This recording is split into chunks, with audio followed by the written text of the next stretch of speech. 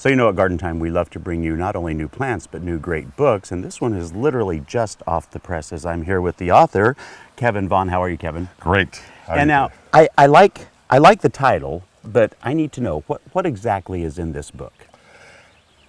Beardless irises are kind of the step cousins of your more familiar bearded irises. But I find they're much more useful in terms of how gardeners might use the plants. In fact, here in my garden, virtually every situation I've had, wet shade, dry shade, full sun, acid, alkaline soil, there's a beardless iris that'll grow in that spot, which is really amazing. And when I flipped through the book, I noticed that most of the things I had heard of, but there was irises that I hadn't even heard of, like Siberian. Right, yeah. I don't know what that is. A lot of these iris are well-kept secrets, and that's a problem. You know, it's as I said, we know about bearded irises very much, but these we don't.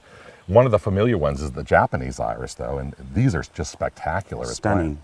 They can be as large as a dinner plate. Wow. And these bloom after your bearded iris. In fact, it's one of the last irises to bloom. And is there a reason that you think that we've missed them? Is there something? Because if it's something that is easy to grow, you would think that they would just be popular everywhere. Yeah, the only thing that's difficult about them is transplanting. You have to keep them moist in transplanting, and that may be their one Achilles heel, if you say. But the benefit to transplanting them properly is they take no work at all, do they? Correct. I mean, like the Siberian Iris that you just mentioned, you can plant them and leave them literally for years. Wow. Which is, in fact, my neighbor in Massachusetts planted one in 1958. She passed away in 2002.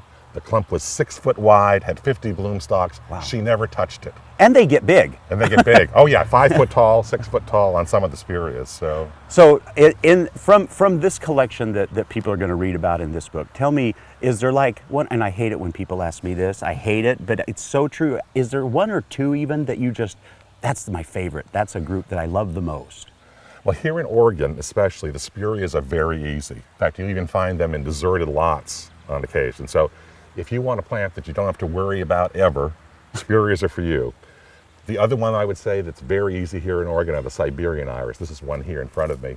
They make beautiful mounds of foliage. They, again, don't need to ever be dug and divided. The clump gets better every year.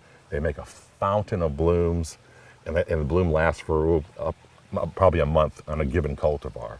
And so is there a place that people can go to buy these? Is there an online place that you know of?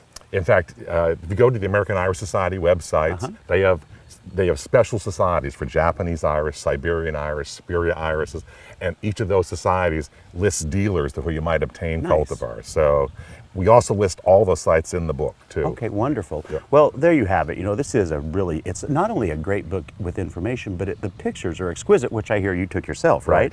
So for more information or how you can get a copy of this book as soon as it's available for you, you go to gardentime.tv. We'll click you over to that website, order up one for yourself. Kevin, a real pleasure. Thank you so much. Thank you, William.